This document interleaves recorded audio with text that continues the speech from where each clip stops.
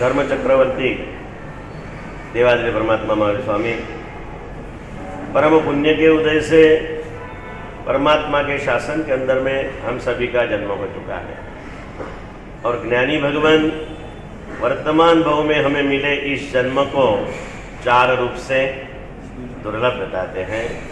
कहाँ हुआ है अपना जन्म? आर्य देश में, आर्य कुल में, शैव कुल में मनुष्य के रूप में जब हमने जन्म प्राप्त कर लिया है तब हमें समझाते कि भाग्यशाली चार गति के संसार में इससे श्रेष्ठ दूसरा कोई जन्म नहीं है और ऐसा श्रेष्ठ जन्म अगर आपको मिल गया है तो इस जन्म में और कुछ भी करने की आवश्यकता नहीं है। एक ही छोटा सा काम आप कर लो और क्या कर लो तो समझाते हैं कि जैसा श्रेष्ठ जन्म मुझे मिला है ऐसे श्रेष्ठ जीवन का अब मुझे निर्माण करना है। ऐसा एक छोटा सा शुभ भाव इस छोटे से हृदय के अंदर में आप जागृत करो और ऐसा एक छोटा सा शुभ भाव अगर इस छोटे से हृदय में जागृत हो जाए तो जीवन में बहुत बड़ा परिवर्तन आ सकता है। लेकिन रोज समझा रहा हूं ऐसे कि जीवन को श्रेष्ठ बनाने की बातें करना बड़ी आसान है। वास्तव में अगर जीवन को श्रेष्ठ बनाना हो तो उससे भी आसान है। लेकिन अब मुझे मेरे जीवन को श्रेष्ठ बनाना ही है ऐसा दृढ़ संकल्प करना बहुत मुश्किल है और संकल्प रहित साधना यानी नींव बिना की इमारत जो दिखने में सुंदर हो सकती है रहने में निश्चित रूप से जोखमी होती है। बाकी संकल्प अगर जो किया जाए तो संकल्प के बल से जानवर भी जिनवर बन सकता है। अद्भुत शक्ति इस संकल्प के अंदर में समाई हुई है। जानवर भी कभी कभार इंसान था और इंसान भी कभी जानवर बन जाता है।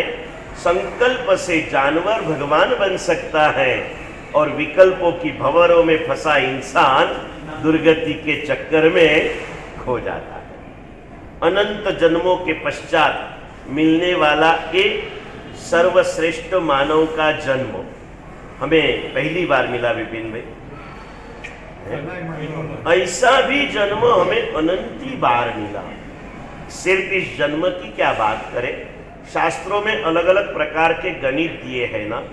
तो आज तक ये जैन शासन के साधु जीवन को हम सभी ने कितनी बार पाया तो उसका गणित दिया है। एक जन्म के साधु जीवन का एक ओघा, ऐसे ओघों का अगर ढेर बनाया जाए तो मेरू पर्वत दब जाए और ओघे का ढेर बढ़ जाए। इतने ओघे यानी इतनी बार संयम जीवन हम सभी ने ले लिया। किसने लिया? इस भाव में अपन कल्पना भी नहीं कर सकते कि मैं एक बार साधु था, एक जन्म में मैं साधु था, लिया भी। और संयम को आज तो हम क्या पालन कर सकते हैं?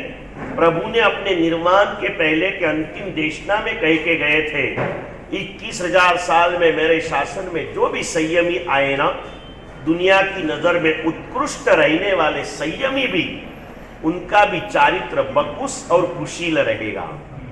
यानी आचारों के अंदर में शिथिलता अधिक रहेगी, मजबूती नहीं बराबर रहेगी।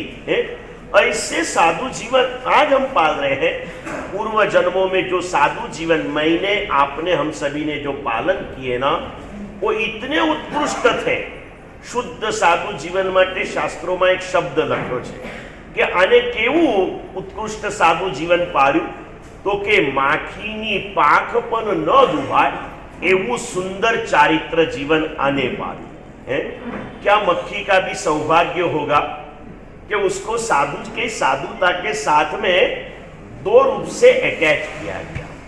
साधु का जीवन उत्कृष्ट कब हो तो मक्खी की पांख को भी कभी पीड़ा न पहुंचे ऐसी सावधानी से जो जीता है वो साधु जीवन श्रेष्ठ होता है।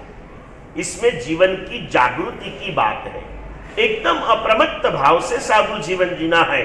और मक्खी की दूसरी एक तुलना साधु के भोजन के साथ करी गई। कैसी होगी कुलचंद जी बताएंगे। हाँ, मक्खी भी न बैठ सके, मक्खी भी जिसे खाना न चाहे ना, इतना नीरस आहार साधु भगवान ग्रहण करते हैं। दो रूप से मक्खी की उपमा वहां पर दी गई। साधु को गोचरी लाना है तो भंवर की तरह लाने की बताए है, भ्रमर की तरह लाने के बताए। मतलब जैन शासन की ये सूक्ष्म दृष्टि देखो। तुच्छ में तुच्छ, सूक्ष्म में सूक्ष्म जीव में रहे गुणों का ग्रहण किया गया।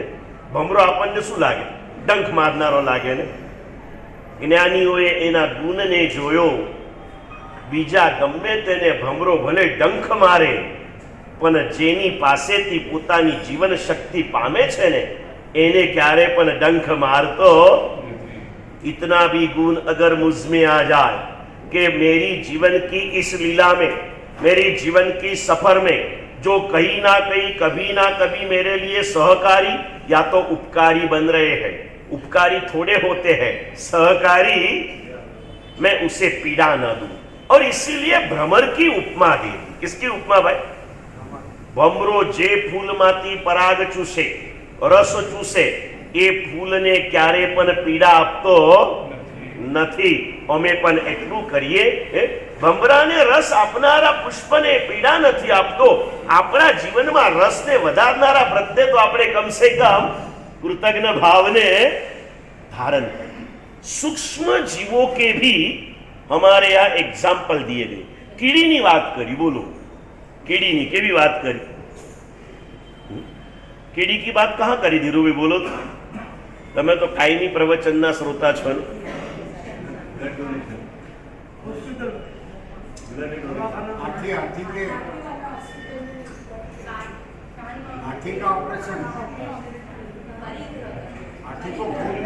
परिग्रह की बात हो गई, हॉस्पिटल की बात हो गई, वो नहीं बात।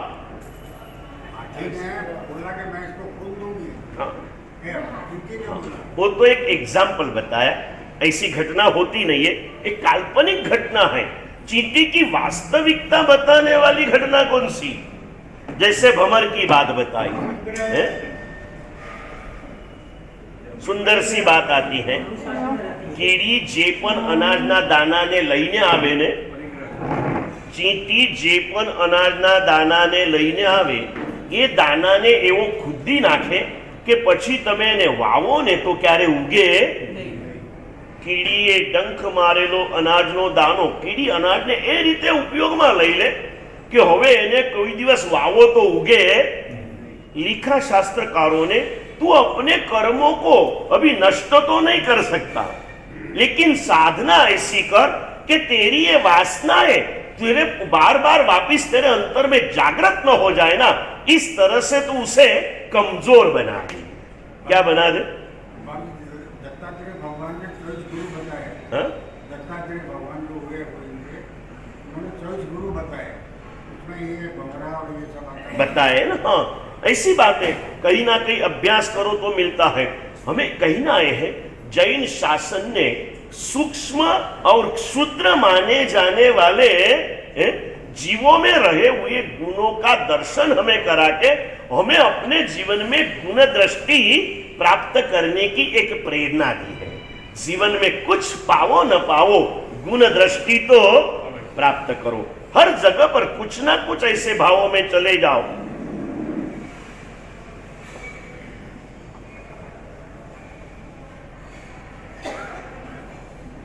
दशवैकालिक सूत्र में पूज्य संयमभव सूरी महाराज जीवों की अनादिकालीन सुख की लालसा को, अगर कहे तो सुख की वासना हो जाती है। वासना होती है, लालसा होती है।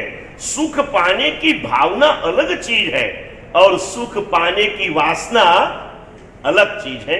तो उन्होंने कहा तू सुख प्राप्त कर, लेकिन वासना के मार्ग से नहीं, भावना के मार्ग से। कौन से मार्ग से भाई? भावना के मार्ग से तू सुख प्राप्त कर। और इसीलिए एग्जाम्पल दिया तू भ्रमर की तरह सुख प्राप्ति का पुरुषार्थ कर, किसी को पीड़ा मत दे, तेरा तू ले ले, लेकिन दूसरे को परेशान मत करना। और इसीलिए अपन ने सूत्र बनाया है, आज दूसरा अध्ययन पूर्ण करना है। कल तो अपना एक सुंदर सा अवसर हमारे आंगन में आया है, 10 वैकालिक सूत्र, जिस निमित्त से इसका सर्जन हुआ। एक बाल मुनि के छोटे से आयुष्य के अंदर में जीवन की सफलता को वो प्राप्त कर सके, इस लागनी से, करुणा भावना से, वात्सल्य भरे भाव से एक पिता मुनि ने अपने पुत्र मुनि के लिए इस सूत्र का सर्जन किया। बताया ना मैंने आपको, आखिरी दम तक क्यों रहने वाला है। बाकी के सारे सूत्र ये बुद्धि का सर्जन है, 10 वैकालिक सूत्र हृदय का सर्जन है। एक पिता के पुत्र प्रेम में से प्रकट हुआ एक अद्भुत सर्जन है। इसे दुनिया के आंधी तूफान चाहे भी आए, ये इसे मिटा सकने वाले कली काल के अंत तक एक ग्रंथ रहेगा। और इसके अंदर में उन्होंने प्रारंभ में बता दिया, भाई तुझे सुख पाना है तो सुख पाने के लिए भगवान तेरे साथ है, फिकर मत कर। तू चाहे भगवान को भूल जा, फिकर मत कर, भगवान तेरा साथ रखने के लिए तैयार है।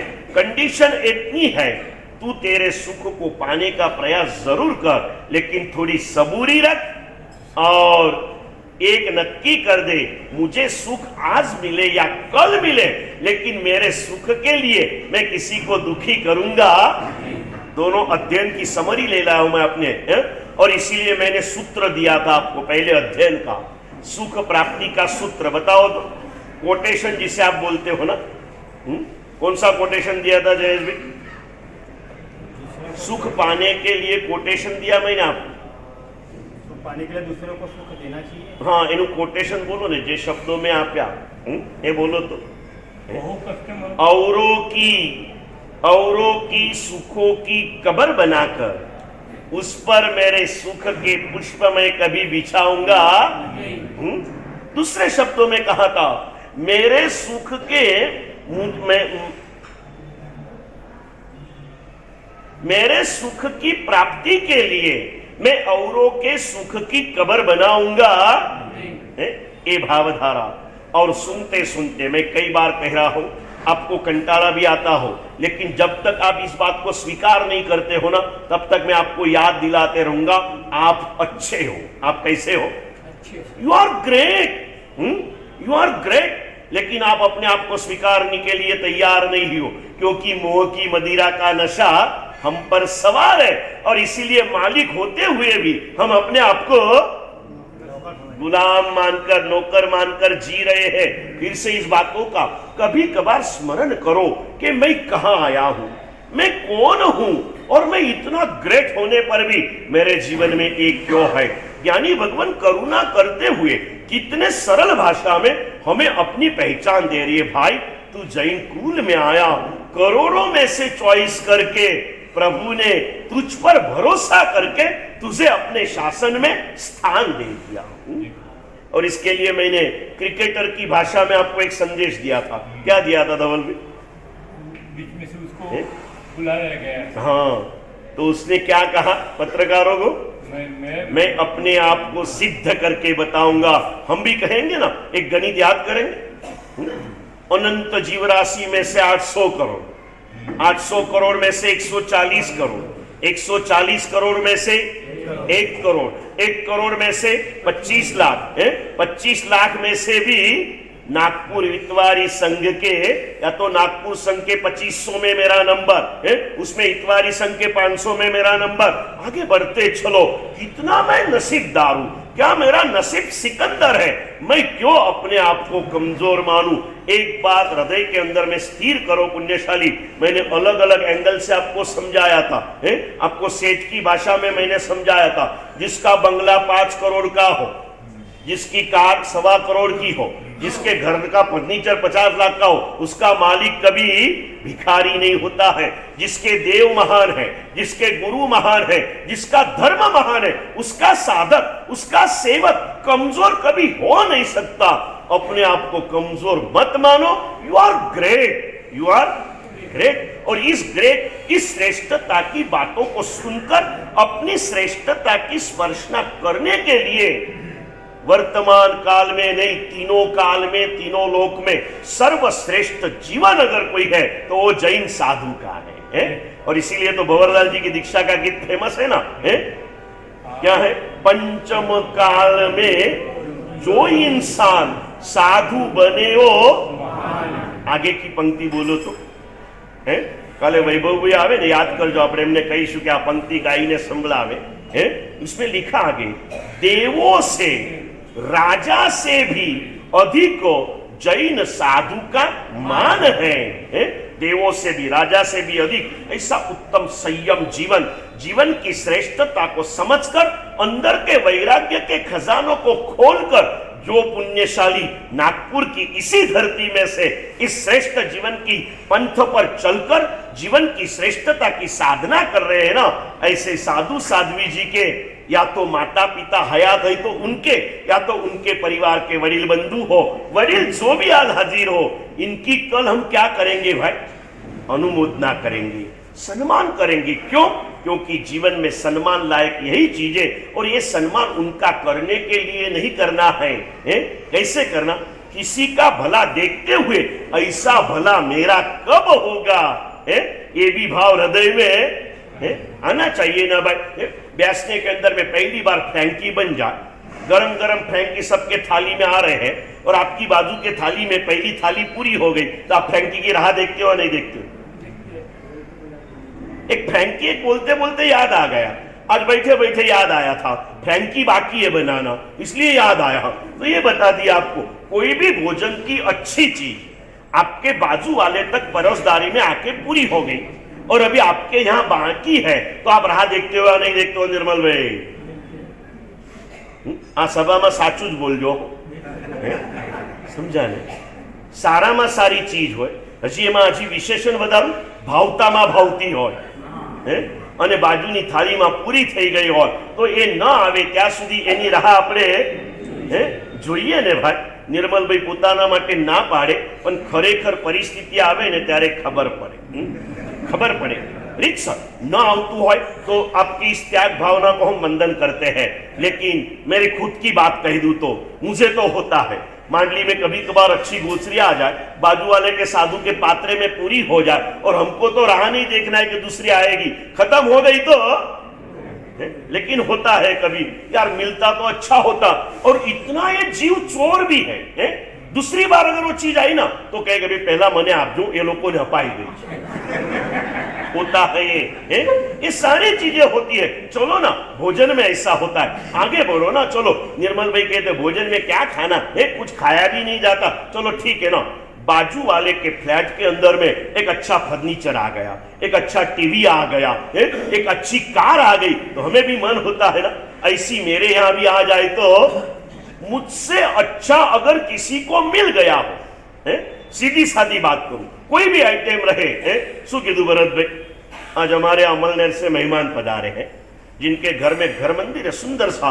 कभी अमलनेर जाना हो ना तो मंदिर को देखने के लिए भी जाना पुण्यशाली, और उस मंदिर की यादगिरी हमें इसलिए उसकी प्रतिष्ठा पर पहुंचने के लिए हम लोग एक विहार में, 2 विहार में 50 किलोमीटर और एक विहार में 27 किलोमीटर पहुंचकर चले थे बारिश के विघ्नों के बीच में। इसलिए ये समय हमारे लिए यादगार है। कहने की बात यह है, सीधे सीधी हिसाब की बात, किसी के पास आई हुई अच्छी चीज देखकर वो चीज मुझे भी मिले तो अच्छा, ऐसा भाव मेरे हृदय में होता है ना पुण्यशाली। तो जिनके परिवार में से कोई साधु बने वो परिवार आपको अच्छे लगते हैं या नहीं लगते हैं? विलेज में नहीं, जल्दी बोलो, सब नहीं बोल रहे, सबको नहीं लग रहा है किरीट भाई? કોઈના પરિવારમાંથી આવા સાધુ સાધ્વી થયા હોય તો તમને એ પરિવાર સારા લાગે કે ન લાગે? બરાબર છે ને? પછી એમ થાય કે ન થાય, આવું મારા પરિવારમાં થાય તો કેટલું સારું। આટલો મોટો સાવડિયા પરિવાર, આટલો મોટો મહેતા પરિવાર સાહેબ અમારી તો બેન છે, પણ ભાઈ ક્યાં? आटला बधा भाइयोंमांथी भाई क्या करना है भावधारा में चलिए। कल का प्रसंग हमें हृदय के भावों से इसका स्वागत करना है। आज जाओगे और कल आओगे ना, चाहे जो प्लानिंग किया हो, कल तो मैं यहां ही आऊंगा और कहीं जाऊंगा नहीं। और कब आऊंगा? हाँ, 9:15 बजे सकल संघ आएगा, 8:45 बजे सभी तपस्वी यहां आएंगे और मैं चाहे जितना भी कहूं, कहीं ना मेरा काम है, जितना आपसे हो सके उतना आपको करना है, हो सके ऐसा सब कुछ है। लेकिन मैंने कहा वैसे ना, अध्यात्म क्षेत्र में हम मालिक है, लेकिन मदिरा मोह की नशा चढ़ा है ना, हम अपने आप को गुलाम मानकर चल रहे हैं। ऐसा कभी किया योगेश भैया? अभी तो आप धर्म प्राप्त कर चुके, मान लो कि अभी 2 महीने में थिएटर में नहीं गए हो।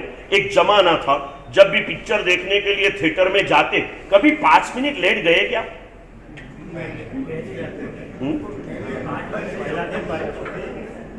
पाप के प्रसंग में कभी हम पीछे नहीं रहे और धर्म के प्रसंग में हमें कभी समय पर आए नहीं। और यहां से तो हम लोग, पहली गलती हमारी यहां से हो गई।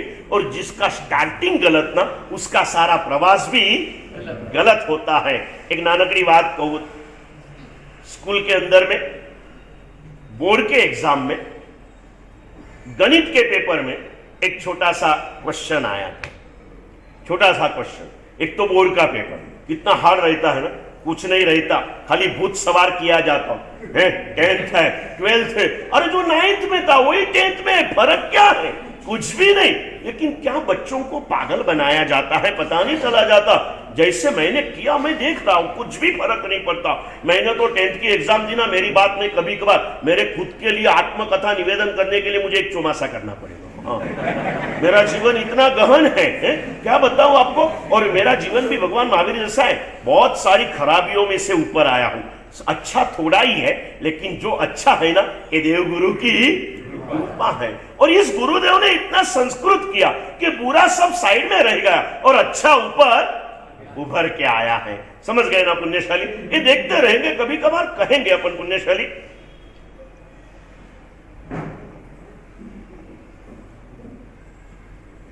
कौन सी बात कर रहा था? हाँ, 10th की परीक्षा। और बात ये चल रही है, जिसका प्रारंभ अच्छा उसका प्रवास भी अच्छा, और जिसका प्रारंभ गलत उसका पूरा प्रवास भी गलत हो जाता है ना पुण्यशाली। ऐसी घटना, अभी 10th बोर्ड की एग्जाम यानी बड़ी इंपॉर्टेंट मानी जाती, उसमें अंदर में गणित के पेपर में एक क्वेश्चन लिखा था और उसमें लिखा था सबसे पहले एक आंसर चेक किया जाएगा, इसका जवाब जिसका सच्चा होगा उसका अगला पेपर चेक किया जाएगा, अगर ये गलत होगा तो पूरा नापास किया जाएगा। इंस्ट्रक्शन पहले से दे दी है। और क्या लिखा पता है पप्पू भैया? और 2 मल्टीप्लाई 2, 2 गुणाकार 2 15 बार करके जवाब लिखो। 2 गुना 2 है, 15 बार करके जवाब लिखो, उसके मार्क भी 15। अभी वो पेपर सबके हाथ में गया। पहला क्वेश्चन था, एक बड़ा होशियार विद्यार्थी था, आज तक गणित में उसने 100 में से 100 मार्क लिए थे। एक क्वेश्चन दे के हंस पड़ा, पेपर निकालने वाला पागल लगता है, बोले 10th की परीक्षा में इतने इजी क्वेश्चन के इतने मार्क, और खुश हो गया। अति हर्ष અને अति शोक मार्ग भटकावी। कोई पण चीज मर्यादाમાં હોય ને ત્યાં સુધી સારી, બાકી અંગ્રેજી કહેવત છે, everything access is the danger. અતિ તેથે માતી। અતિ સારું નહીં, ઝેર ખાઈએ તો મારે, પણ दूध વધારે થઈ જાય તો હોય। દૂધપાક પીવાના કારણે કેટલાયને વિષ બાધા થયાના સમાચાર આવે કે ના આવે? થઈ જાય। और खुश हो गया, लिखना चालू किया। 2 गुना 2 5, 5 गुना 2 10, 10 गुना 2 20, 20 गुना 2 40, 80, 160, 320, 640, 1280। जब आप सच्चा आया गलत आएगा। क्यों? 5 गुना 2 10 नहीं होता? 10 2 20, 20 दूना 40, हाँ, बाकी सब बराबर लिखा। लेकिन जिसका प्रवास का प्रारंभ गलत है, जिसका प्रारंभ गलत ना, उसका पूरा प्रवास गलत होता है। और हम इसी दशा में आ चुके हैं। मानव का जन्म मिला, जैन धर्म मिला और आए थे योग की साधना करने के लिए। प्रारंभ हमारा भोग से हो गया और आगे फिर चाहे जो करो, सारा भोग के अंदर में हमारा ही भोग लिया गया। नहीं होना चाहिए बातें। परमात्मा कहते आ जा, छोटे छोटे जीवों से भी तू कुछ प्राप्त करते जा। पहले अध्ययन में कहते तुझे सुख पाना है, नंबर 1 तेरे सुख के लिए किसी के पहली जल्दबाजी मत कर। समय से पहले और नसीब से ज्यादा। कभी किसी को कुछ मिला नहीं है, मिलता नहीं है और मिलने वाला भी। ये थोड़ी सी इंस्ट्रक्शन है। दूसरी वो एक समाधान दिया। इसमें क्या कहा अजीत भैया, तू चाहे जितनी जबरदस्ती कर, पुरुषार्थ कर, समय से पहले और तेरे नसीब से अधिक तुझे मिलेगा। ये थोड़ी स्पष्ट बात, लेकिन मन को थोड़ा नर्वस कर देती है, उत्साह थोड़ा घटा देती। दूसरी पॉजिटिव बात बहुत अच्छी बताई मौलिक भैया कि जो तेरे नसीब में है उसे दुनिया की कोई शक्ति तुझसे छीन नहीं। जो तेरे नसीब में है ना, वो तुझे समय के ऊपर मिलेगा, मिलेगा और फिक्र मत कर, तेरे समय पर तुझे जरूर मिलेगा। तुझे बिल्कुल चिंता करने की जरूरत नहीं है। आज थोड़ी सी सबूरी रख और तेरे सुख के जल्दबाजी में किसी को परेशानी मत कर। इतना ध्यान रखना है, मेरे सुख के लिए मैं किसी को दुखी नहीं करूंगा। जीवन का पहला सूत्र, सुख पाने का पहला नियम, मेरे सुख के लिए किसी को दुखी नहीं करूंगा।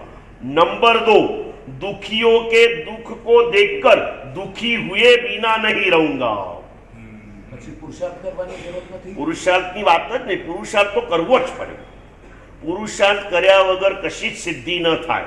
પ્રયત્ન અંતે પરમેશ્વર કીધું છે, પ્રયત્નો તો કરવા જ પડે, પણ પ્રયત્ન પ્રયત્નની રીતે કરો।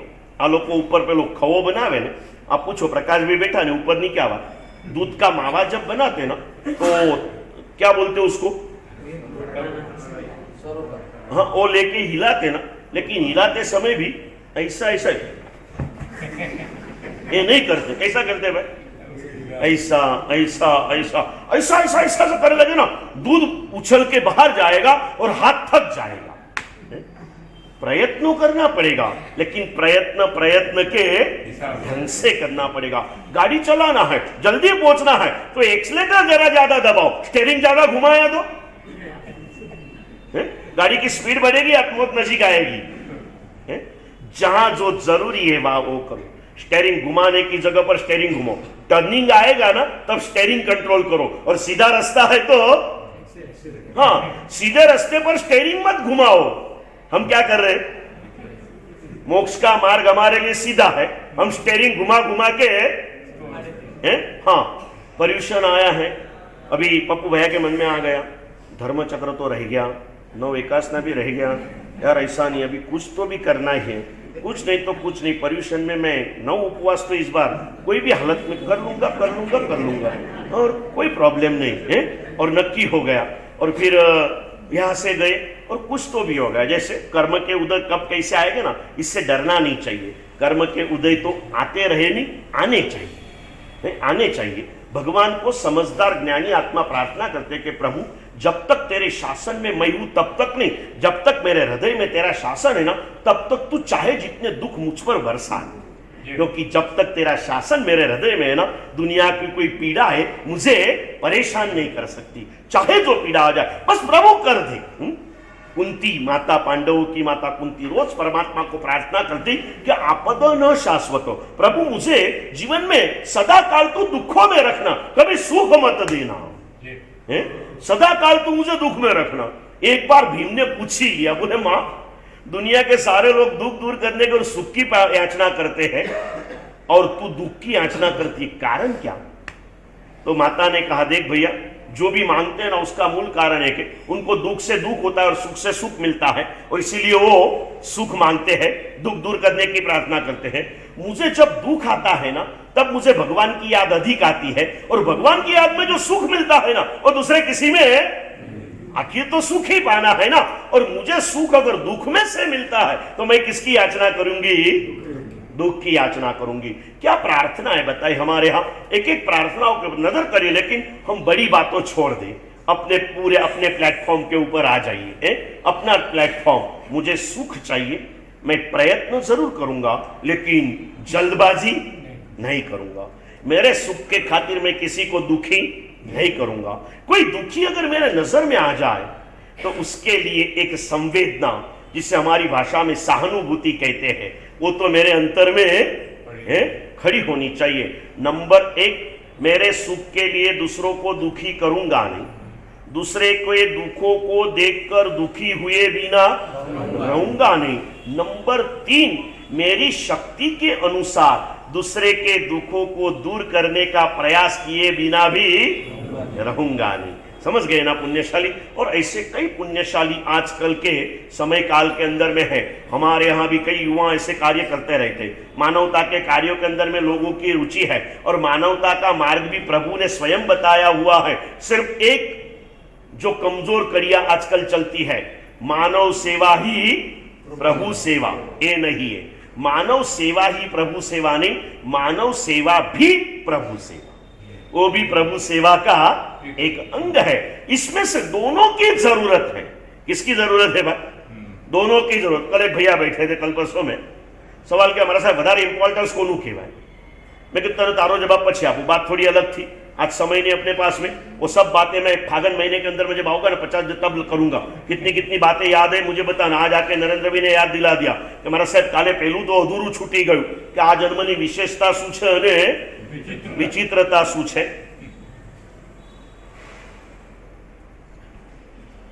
अभी कौन सी बात से मैं हटा? हाँ, मानव मैंने कि कई चीज વધારે મહત્વની, ભગવાનની ભક્તિ વધારે સારી કે માનવની સેવા વધારે सारी? मैंने कहा चल तेरा जवाब बाद में। मुझे बता, शरीर के अंदर में पांव का स्थान महत्व का क्या, दिमाग का स्थान महत्व का?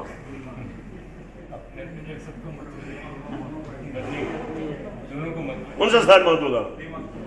मैंने बोला कोई आके तुझे पूछे कि भाई मुझे तुझे मारना है, तेरे सिर पे पत्थर मारूं के पांव काट डालूं, कैसे मारना बोलो ना? कोई अपन ने पूछी ले कि तने कई रीते मारी नाखूं, माथું ફોડીને મારું કે પગ કાપીને મારું? આપણે શું કહીએ? પણ ઓપ્શન જ ન હોય तो पग नहीं पहला नहीं। क्या बताऊं आपको, रुचि रुचि का फर्क होता है। मारना आखिर मारना होता है, हर एक के अंदर में एंगल है। एक बार सर फोड़ दिया ना, एक बार मर गया तो मर गया, जिंदगी भर बाकी तो चिंता नहीं। बाकी पांव काट दिया ना तो जीते जी मरने जैसी अनुभूति होती है। જેને આપણી ભાષામાં તો રીબાઈ રીબાઈને મરે, કેવો મરે ભાઈ? રીબાઈ રીબાઈ। मरना किसी को मारना ही नहीं है, करना नहीं है, निश्चित करो। इसी के लिए मैं सहानुभूति खड़ी करूंगा, अपनी शक्ति के अनुसार औरों के दुखों को दूर करने की कोशिश करूंगा। और इसीलिए सुख पाने का मार्ग बताते हुए एक सज्जाय पद बहुत ही सुंदर सा लिखा है। कभी कभार ये सज्जाय पद सुनने का मौका, जैसे ही 50 साल की धजा पूरी हो जाए ना, फिर विपिन भाई का टेंशन कम हो जाएगा।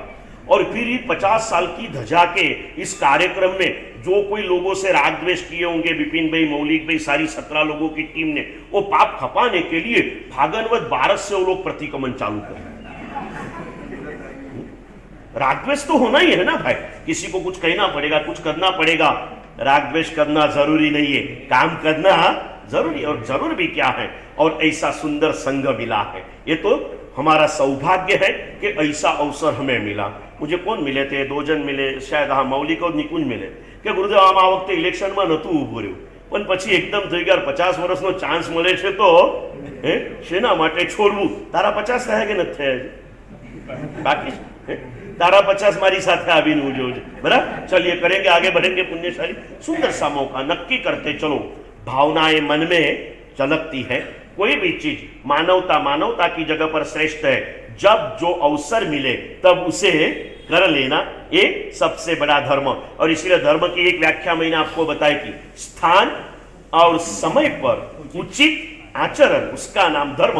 आप व्याख्यान के लिए निकले हो पप्पू भैया घर से, गाड़ी लेके निकले और रास्ते के अंदर में एक भीड़ दिखी आपको, गाड़ी थोड़ी रोकना पड़े, इसी स्थिति थी, आपने रोकी और बातों बातों में ख्याल आया कि एक गरीब आदमी का एक्सीडेंट हो गया है और उसको हॉस्पिटल में लेके जाना जरूरी है। इस समय में आप व्याख्यान में आए तो आप धर्म भूले। ऐसी बात कौन है योगेश भैया लोगों को अच्छा लगता है? फिर मैं कहूं ना, आप एकदम इमरजेंसी मीटिंग के लिए जा रहे हो और बीच में ऐसी घटिया आ गई है, तो फिर आप क्या करोगे? धर्म की बात में कुछ ऐसा ऑप्शन मिला ना, लोग बोलते हैं हाँ हाँ यही सच्चा धर्म है, और तेरे स्वार्थ में जब करी गड़बड़ आई गई तो है? नहीं ना भाई, स्वार्थ में गड़बड़ आई तो नहीं चला जाऊंगा भाई, देखेंगे यार फिर बाजू में इतनी मानवता आ जाएगी, ये भैया देख लेना, इसको पहुंचा देना, फिर मुझसे बात कर लेना, जो भी पेमेंट है ना मैं करवा दूंगा। तू पेमेंट कराएगा लेकिन वो अगर हॉस्पिटल में पहुंचेगा ही नहीं तो तेरा पेमेंट क्या आएगा भाई? उसकी अर्थी लाने के लिए काम आएगा, बाकी कुछ काम आएगा नहीं। समय समय के ऊपर धर्म को समझना जरूरी है। अच्छे भाव हृदय में निश्चित जागृत होते हैं, लेकिन फिर वो मोह की मदिरा हमारे मालिकी को नौकर की तरह, गुलामी की तरह, गुलाम की दशा में लेके जा रही है। एक सुंदर से मौके एक के बाद एक ऐसे अवसर आ रहे, अभी हमारे हृदय में भावधाराएं बढ़नी चाहिए। भावधाराएं कैसे मौके आ रहे? कल का रविवार जाएगा, अगले रविवार की राह भी नहीं आएगी और पर्यूषण उसके अगले दिन आ जाएगा, अगले शनिवार से पर्यूषण आ जाएगा, कल रविवार, परसों जन्माष्टमी की भी रजा होगी ना, है कृष्णाष्टमी आएगी परसों, है उसकी भी रजाएं वगैरह होगी, तो कहीं ना के गुरुदेव परसों भी रजा है, कुछ अच्छा अवसर और भी दे दो, कुछ ना कुछ ऐसी भावधारा में बढ़ते रहना पुण्यशाली, आगे बढ़ना है। कल के इस अवसर पर आने के पहले दूसरी बात, तेरे हृदय में अच्छे भाव जरूर जागृत होते हैं, लेकिन तेरी भावना के ऊपर वासना का विजय हो जाता है। और इसीलिए दूसरे अध्ययन में कह रहे स्वयंभूश्री भाई, अच्छे भाव बार बार मिलते, क्योंकि अच्छा भाव भी बार बार नहीं मिलता। ऐसा भाव तुझे मिला है ना, तो अच्छे भावों से तू इसे सफल कर दे। वासनाओं का पोषण करने के लिए तो चाहे जितने जन्म दूसरे मिल जाएंगे, भावनाओं को प्रैक्टिकल करने का मौका बार बार आता है। भावनाओं को प्रैक्टिकल करो। एक अनुमोदना करने, हमारा सौरभ बैठा ना यहाँ पर, कितनी बार अभी 8-10 दिन के पहले धर्मचक्र चालू किया, उस टाइम पहले पास लिया था, रह गया, मम्मी की बीमार है, माँ के सेवा में रहा, वो भी एक धर्म था, वो धर्म विभाग। अभी थोड़ी अनुकूलता हो गई, आया, प्रेरणा मिली, धर्मचक्र चालू किया, भावना की भावना को सफल करने का मौका लिया ना। ऐसे कई पुण्यशाली है। आज मनोज कटारिया के बेटी के 9 उपवास का पालना, मुझे कल बुलाने के लिए आए, मुझे सब संभालना था। पहले अहिंसा भवन में प्रोग्राम था, मैंने हाँ बोला था, फिर अहिंसा भवन की कोई अनुकूलता नहीं रही तो उधर कच्ची भवन में रखा, मुझे बोला, मैंने बोला मैं संघ छोड़ के नहीं आ सकता, दोनों संभालना था, फिर बीच में का रास्ता निकाला, सुबह 6 बजे निकल के उसके वहां जाके आया, सब संभालना है ना पुण्यशाली, क्यों नहीं। मेरे शासन की एक छोटी सी गुड़िया है और इतनी सुंदर तपस्या करती है। इस उम्र की लड़कियां कहां जा रही है संसार के अंदर में, और मेरे शासन की लड़कियां जब ऐसे तप में आती है, त्याग में आती है,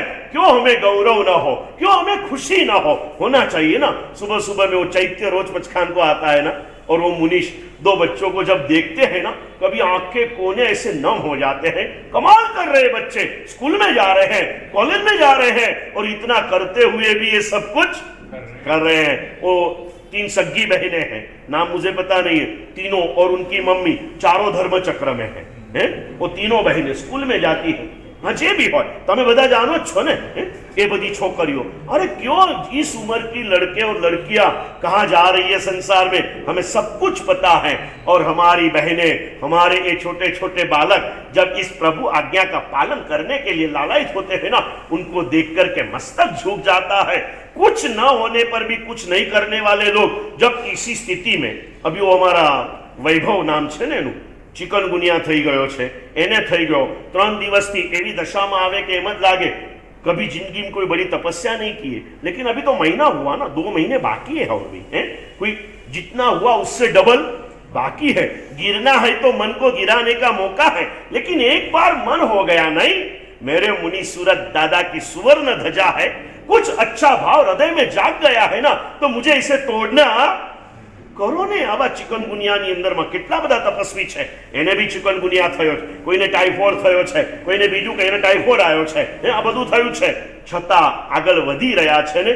આવા તપસ્વીની ખબર લો વિપિનભાઈ, શાતા પૂછો, એને કહેવાનું બેટા ધીમો ઢીલો ના પડતો, કઈ હોય તો જરૂર કહેજે, આપણે બધી ટ્રીટમેન્ટ કરાવી લઈશું, બધું જ કરાવી લઈશું, પણ તારે ઢીલા પડવાનું અનુમોદના કરો. અને 4 જણા આવી અનુમોદના કરે ને ક્યાંક મનમાં આવેલી ઢીલાશ એ દૂર થતા वार न लागे. कितना सुंदर है मौका. क्यों होता है?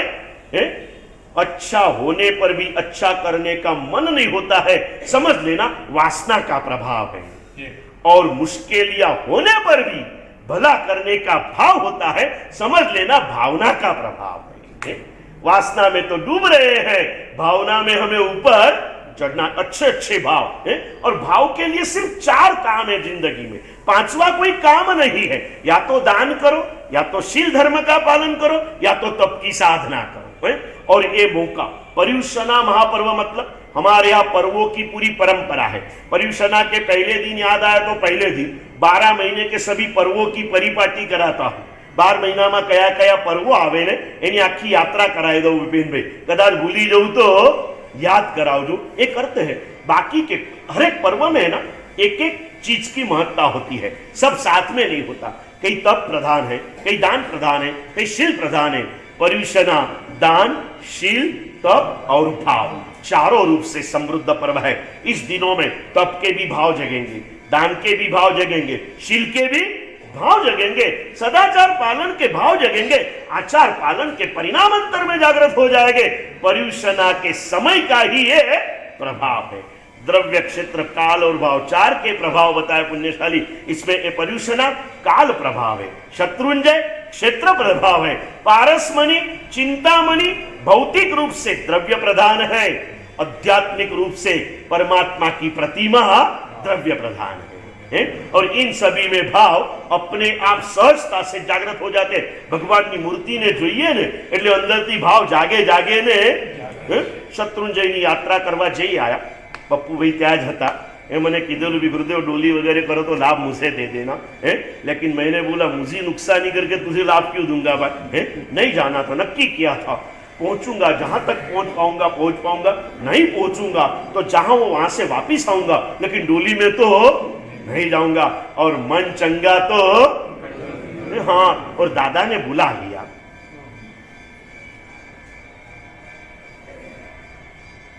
मन होता है तो हर चीज हो जाती है. शत्रुंजय में क्षेत्र का प्रभाव, पर्युषण में काल का प्रभाव है.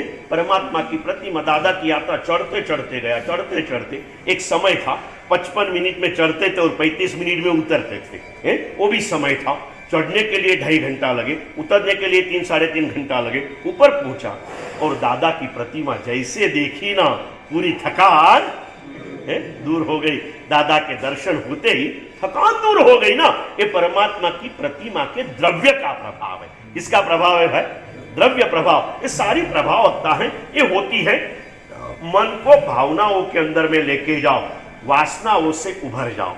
वासना आप बोलोगे मुझे पारना घर ले जाने का चढ़ावा लेना है, तो भावना है कि वासना है? नीलेश भाई, भगवान नु पारनु घरे लई जવું છે મારે, એ મારી ભાવના કે વાસના? હા, બરાબર છે. હવે કાલે કદાચ આ માતા પિતાના બહુમાનનો ચઢાવો બોલાય. હવે કઈ નહીં, 11,000 21,000 51,000 1 લાખ 2,000 જે હશે તમે પેલું નક્કી કરજો. ભલે 11 લાખ લાગે કે 21 લાખ, પણ પારણું તો આ વખતે હું જ લઈ જવાનું. હવે તારું 21 લાખનું બજેટ, પણ એ તને મળે કે નહીં મળે? તું 51 લાખ પણ બોલીશ ને તો 52 લાખ કોઈ બોલશે તો તારા 51 લાખ તારા ઘરમાં પડ્યા રહેશે. તને લાભ મળવાનો આવતીકાલે. પેલું તો મારે લેવું છે, પણ એ આવશે ત્યારે જોઈ જશે. આજે મને જે લાભ મળે છે ને એ મારે. પછી કોઈ આગ્રહ કરે ને કે લઈ લો ને યાર, શું વાંધો છે? નહીં યાર, પેલો મોટો લાભ લેવો છે ને, હમણાં રહેવા દે ને ભાઈ. આ વાસના, આ શું છે ભાઈ? તું દાનની ભાવના કેળવ. કાલનો લાભ મળે તો જરૂર લેજે, પણ આજે મળતો હોય તો છોડતો कल के भले करने की भावना में काले मारे 5 पकवानનું જમન કરવું છે. એટલે જ્યાં સુધી એટલા પૈસા ભેગા ન થાય ત્યાં સુધી મારે 24 ઉપવાસ.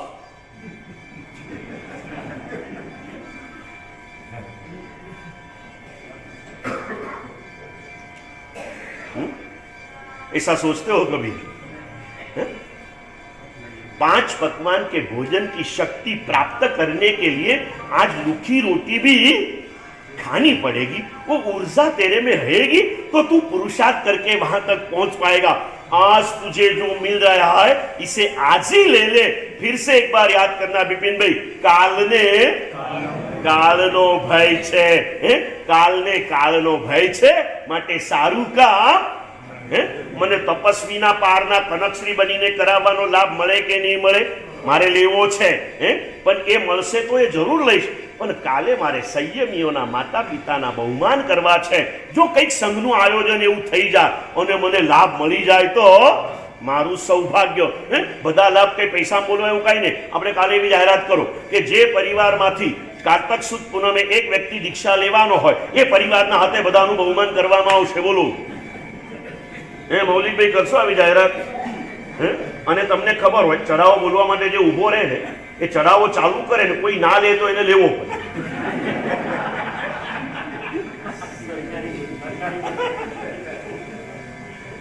અમને આપના વચન ઉપર શ્રદ્ધા છે સાહેબ। श्रद्धा है ने सरस सुंदर सा भाव है। भावधारा में चलो, कल के अच्छे के लिए आज का खोम, आज जो मिला वो अच्छा है। कल मैं कई बार कहता हूं दुनिया की कल निश्चित है, मैं रहूं या होगा, और उस समय जो मौका होगा वो लेते जाऊंगा। कुछ गिनती मत करो, आज का लाभ आज ले लो, चाहे वो कोई भी हो, चाहे वो कोई भी। सिर्फ पैसे के लिए बात नहीं करता हूं, इच्छा हो जाए। परम आज पाखमन नो दिवस है, आज से 15 दिन बाकी रहे संवत्सरी को, यानी इसको पाखमन का दिन बोलते हैं।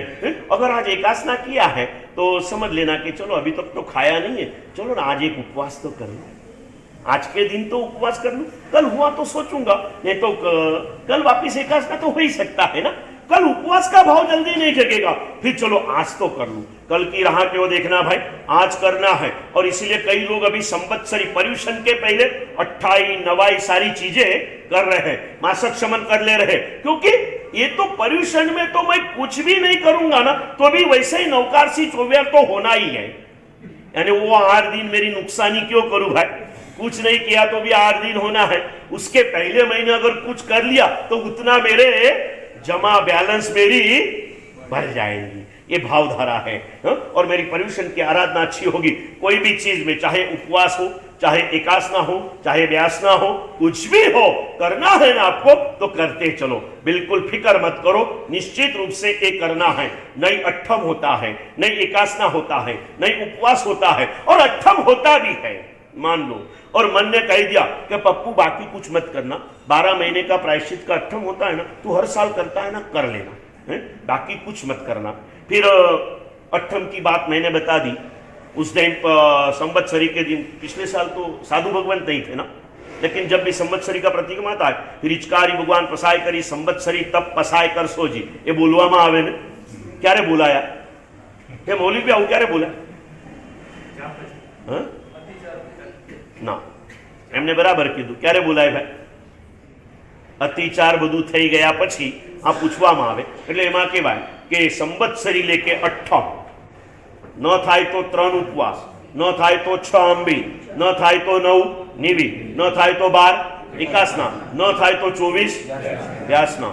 और मुझे पता है पप्पू भाई सामने इनके नाम से बोलूं, वैसे तो गिरधारी लाल जी के बेटे हैं, रात्रि भोजन करते नहीं, कंदमूल खाते नहीं, अबक्स खाते नहीं, होटल में जाते हैं, समझ गए ना, लेकिन नजर के सामने है तो इनके नाम से कह दूं। मुझे पता है कि यह आदमी 352 दिन रात को खाता है, 8 दिन नहीं खाता है, और आखिर में अट्ठम कर लेता है। वो मुझे पूछे कि गुरुदेव मैं अट्ठम का प्रायश्चित कर रहा हूं, तो मैं उसको कहूंगा तू अट्ठम का प्रायश्चित है ना, एकदम अट्ठम करके मत कर, 24 बेसना करके कर। अगर तेरा 352 दिन रात्रि भोजन तेरी मन की कमजोरी के कारण छूटता नहीं है ना, तो मन को थोड़ा अलग दिशा में कन्वर्ट कर दे। तू अट्ठम प्रायश्चित की भावना से तू अट्ठम कर रहा है ना, तो एक काम कर, अट्ठम की जगह तू क्या कर ले, 24 व्यासना कर ले, यानी 16 दिन का चौव्यार तेरा बढ़ जाएगा, 16 दिन का चौव्यार तेरा बढ़ जाएगा। अब अगली बात बताओ, 24 दिन रात्रि भोजन का त्याग जो करता है उसे 12 उपवास का पुण्य मिलता है, अट्ठम करने वाले को 3 उपवास का मिलता है। शू करीशू भावना, इसे क्या बोलते हैं, मन નથી માનતું, મન માકડું છે, મારો મન વાંદરો રે, वो तो घड़ी घड़ी, हाँ बापना जी बोलिया, घड़ी घड़ी वाह करे भाई, ફુદાકા મારે કે ફુદાકા મારવા તનસુભાઈ મારવાડી જ જાય રહ્યા સમજા ને ભાઈ हाँ आठे फुदाका नहीं हाले नागपुर में फुदाका मारना तो करे जाना पड़े हाँ मारवाड़ी जाना पड़े भाई जाएगा मन ना बोलता है नहीं तू अट्ठम कर लेना अट्ठाई कर लेना लेकिन ये 24 मत करना तू बड़ा सेठ है रिटेल व्यापार क्या करता है रिटेल व्यापार नहीं चलता ना भाई करना है मन को समझाते चलो भावनाओं को महत्व दीजिए भावना के पथ पर आगे बढ़ना है और इसीलिए कह रहे हैं कि भाई तू एक कर ले तेरी भावना और निश्चित रूप से कई लोगों का कहना है हमारी खुद की बात करूं जब गुरु भगवंतों की वाचनाओं में बैठे हैं कभी कोई अच्छा पुस्तक लेकर पढ़ने को बैठते हैं और कुछ अच्छा संदेश जब उसमें से मिलता है ना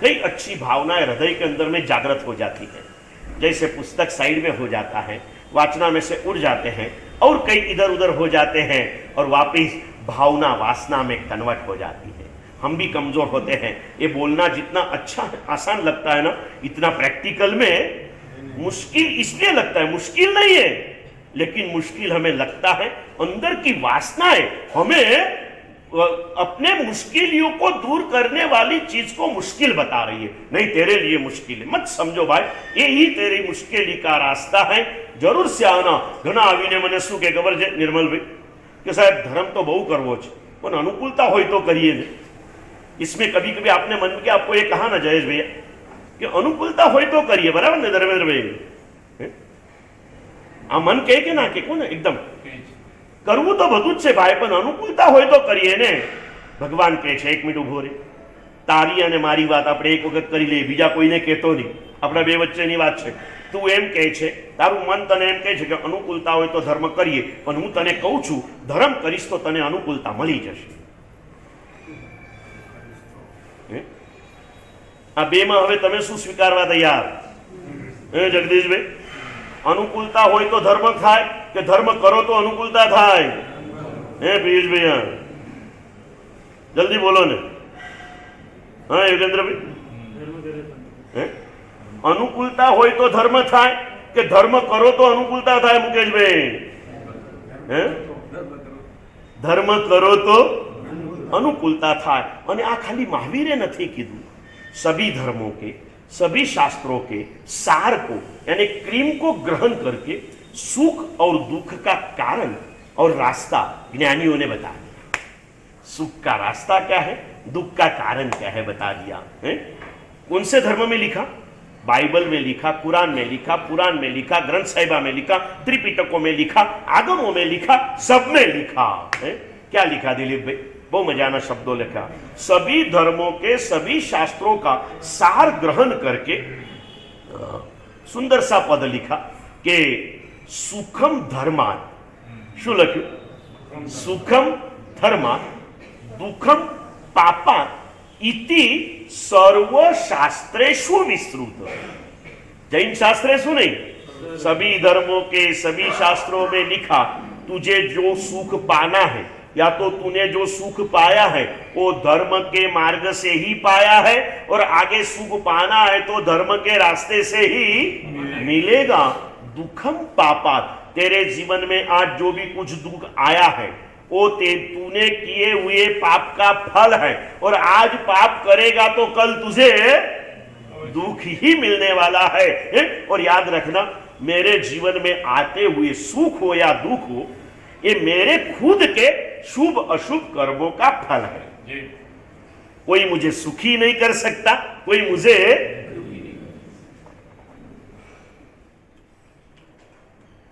कर्म का गणित समझाते हुए लिखा है બહુ મજાના શબ્દો લખ્યા મૌલિકભાઈ કે પોતાના કરેલા કર્મ છૂટતા નથી અને કોઈના કરેલા કર્મો આપણને ભોગવવા પડતા નથી मैं जो कुछ सुख या दुख प्राप्त कर रहा हूं ये मेरे खुद के कर्मों का फल है किसके कर्मों का फल मेरे खुद के कर्मों का फल मुझे शुभ मिल रहा है मेरे शुभ कर्म का फल है मेरे जीवन में कुछ मुश्किलें आ रही है ये मेरे खुद की आत्मा ने अज्ञान और मोह के फंदे में फंसकर किए हुए अशुभ कर्मों का फल है और अशुभ कर्म जब करने की बारी आती है ना तो जीव कैसे करता है आते आते मुझे प्रकाश भाई ने याद दिया बोले महाराज साहब તમે આટલું બધું બોલો પેલું મરાઠી ભજન તમે સાંભળ્યું હશે ને उन्होंने शुरुआत कर दी।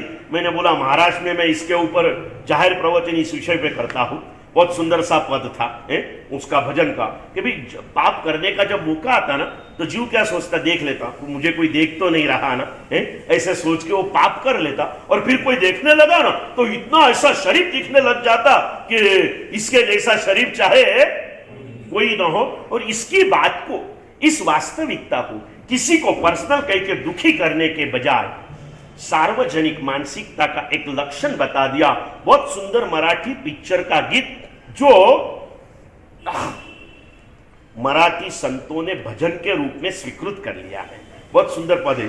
देहाची तिजोरी भक्ती हाच ठेवा, उघडेदार देवाता उघडेदार देवा। इस शरीर को तिजोरी बताई।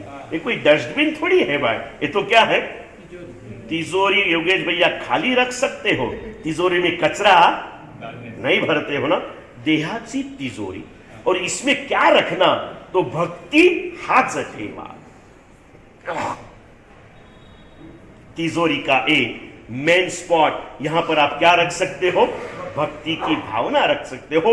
उघड़दार देवा आता। और आगे के पद जो मेरी मानसिकता का द्योतक है। मेरी मानसिकता कैसी है? जब मैं शुभ करता हूं ना तो ढोल पीट के करता हूं, और जब खराब करना है ना तो मैं ऐसा मान रहा हूं कि मुझे देखने वाला कोई नहीं है। बहुत प्यारे शब्द लिखे हैं कि पीते दूध डोले मिटुनी जात मांजराची। बिल्ली जब दूध पीने को जाती ना तो क्या कर लेती? हाँ, आंखें मिस की, उसको लगा मुझे कोई देखने वाला नहीं है। मनी चोरट्याला भीती चांदण्याची, सरावलेल्या हाताला कंप कशाला, उघडदार देवाता उघडदार दे। जो उन्होंने कहा ना, वो धीरज मेरी बात में बैठा था। मैंने बोला बेटा वो गीत एक बार सुना देना मुझे, और उसने यूट्यूब के ऊपर निकाला पूरा गीत। आगे के शब्द पूरे याद नहीं रहे, लेकिन आगे बहुत सुंदर लगे। उजेड़ात पुण्य अंधारात पाप। जब उजाला होता है, मुझे देखने वाले होते हैं ना, तब मैं पुण्य करते रहता, और कोई देखने वाला नहीं है तब मैं उजेड़ा तो पुण्य अंधारा तो पापो। ऐसे शब्द लिखे पुण्यशाली। इस दशा में मत जाना। तू जो भी करेगा तेरे अच्छे का अच्छा और बुरे का बुरा फल तुझे भुगतना पड़ेगा, पड़ेगा और पड़ेगा। इसमें तुझे कोई ना बचा पाएगा, भगवान भी नहीं बचा पाएगा। अगर तू राम को कहेगा, राम कहेगा भाई मैं तुझे कैसे बचाऊं? अयोध्या की गादी पे बैठने के पहले 14 साल तक मुझे भी वन वन रन रन भटकना पड़ा। इस कर्म के सामने मेरी भी कुछ नहीं चलती है। तू महावीर के पास जाएगा, महावीर कहेगा 12.5 साल तक इस कर्मों ने मुझे कभी नीचे बैठने भी नहीं दिया। सोने की तो बात ही नहीं। 12.5 साल में 11.5 साल मुझे भूखा और प्यासा रखा। यही एक कर्मठ है। तू जाएगा कृष्ण के मंदिर में, आठम के दिन, जन्माष्टमी के दिन तेरे मित्रों के साथ तू जाएगा। भगवान के प्रार्थने में आए ना आए, और ये इनका क्या हिंदू धर्म का देखना, वो मध्य रात्रि का जन्म है ना, तो मध्य रात्रि में मनाते हैं, आधी रात के अंदर में। और फिर वो गीत चलता है ना, क्या है? हाथी घोड़ा पाल की जय कन्हैया लाल की। वो चलेगा ना, सुंदर सा भाव जाएगा। कृष्ण को कहेगा भगवान तू मुझे दुख से उबार दे। कृष्ण कहेगा भाई तू मेरे पास क्या आया? मैं इतना भगवान, लेकिन मेरा जन्म जेल में हुआ और मेरी मौत जंगल में हुई। कहा हुई बात?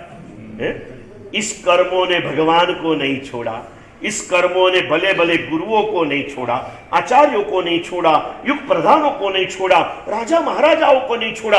आज हसीना बिचारी फसीना हो गई ना भाई। क्या क्या चल रहा है इसमें से? बोल लो बोल। पीढ़ियों से राजा बनकर रही थी ना, आज धरती पर रहने के लिए भी मुश्किलियां हो गई, क्योंकि उसके अशुभ कर्म का उदय आया। पुण्यशाली हम इसके लिए भी सहानुभूति रखते हैं।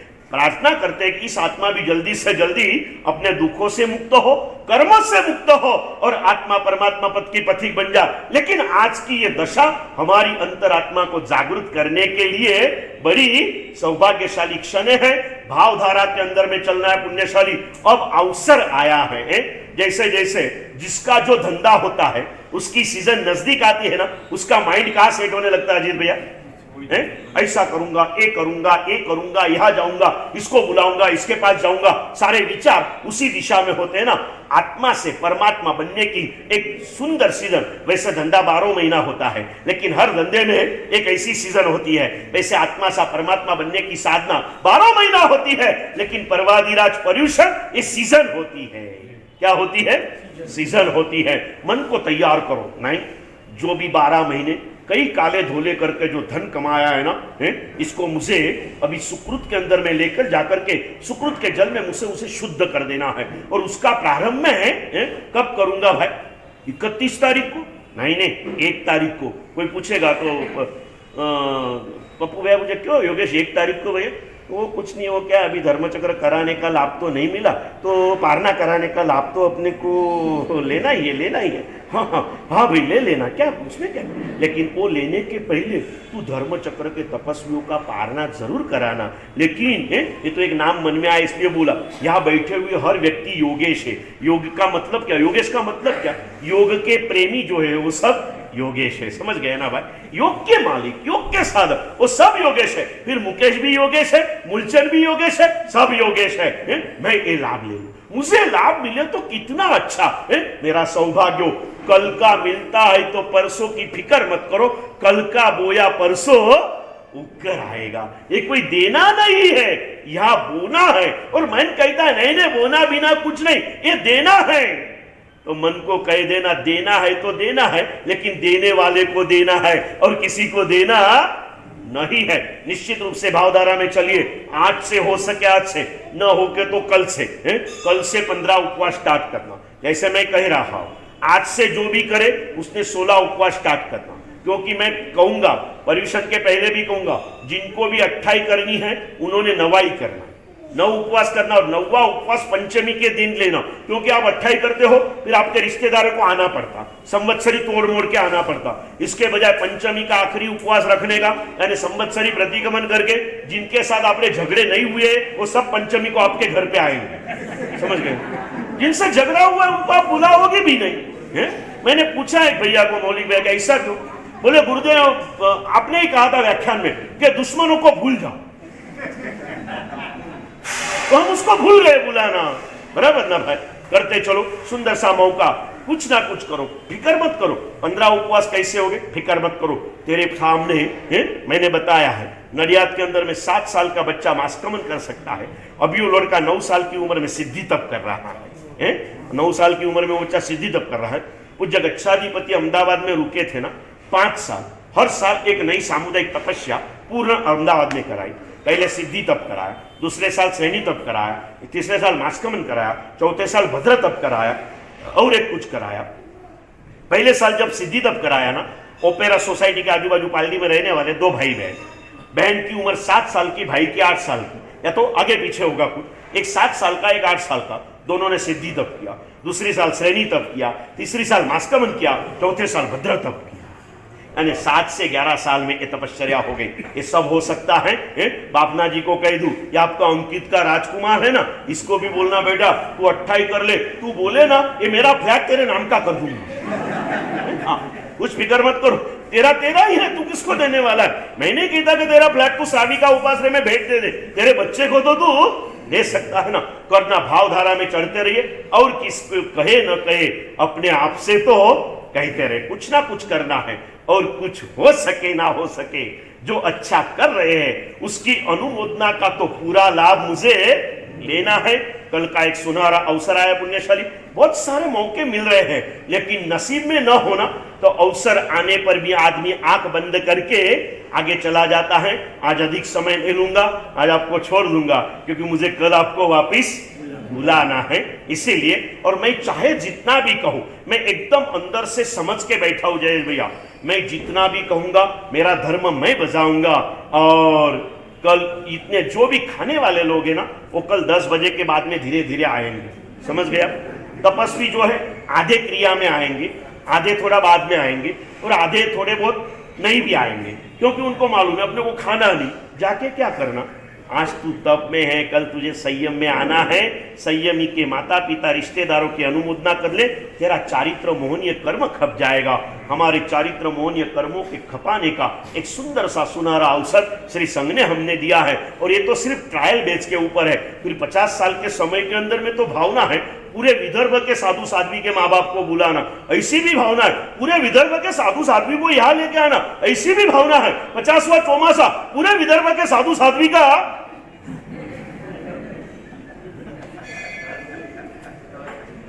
भावना में क्या बिगड़ता है ना, सभी जीव करु शासन रसी, कहते हैं ना। भगवान को मालूम है होने वाले नहीं से, जिसका जब समय होगा ना तभी उसके अंदर में शासन का रस जागेगा। लेकिन भावनाओं में कभी कमजोरी रखना नहीं है। चलिए भाव धाराओं में बढ़िए पुण्यशाली। इसी दिनों के अंदर में कई सुंदर लाभ हैं। तन को सफल करने तप से, धन को सफल करना है दान से, कई अच्छे लाभ है, मौके है पुण्यशाली है। कल एक सुंदर सा मौका कहते कहते याद आ कह दूं, अपने यहाँ युवाओं का संगठन है, और वो साधर्मिक भक्ति जीव दया सारे शुभ कार्य कर रहे हैं। पूरा संसार जब स्वार्थ में डूबा हुआ है, तब अपनी युवानी को सेवा के द्वारा जो सफल कर रहे हैं ना, ऐसे युवाओं के लिए लिखा गया। विपिन भाई याद आ गया, इसलिए कल भूल जाऊंगा, क्योंकि देखो जन्म की विशेषता और विचित्रता आज भी भूल गया ना मैं, ऐसे हो जाता है। फिर भी कह दूं, युवाओं के लिखा है, ऐसे युवाओं को तुम वंदन करो।